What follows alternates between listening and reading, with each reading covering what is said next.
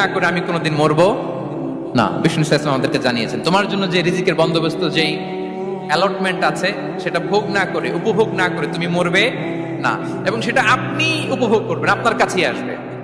ধরুন আপনারা যে ফল আমেরিকাতে খান, এটা কি আমেরিকায় চাষ হয় ফল, নাকি কানাডা মেক্সিকো থেকে আসে?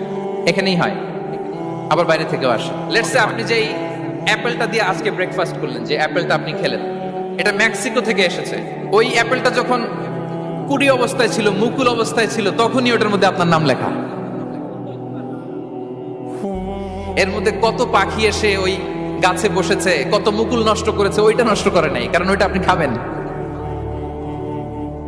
ওইটা পুষ্ট হয়ে সুন্দর একটা ফল হয়ে ইম্পোর্টেড হয়ে এটা আমেরিকাতে আসলো, আমেরিকার বাজারে। অনেক মানুষ ওই ফলটা সুপার মার্কেটে যে ধরে চড়ে নেড়ে আবার রেখে দিয়ে চলে গেছে, নেয় নেই। ওইটা সে খাবে না, কারণ ওইটা আপনার রিজিকে লেখা।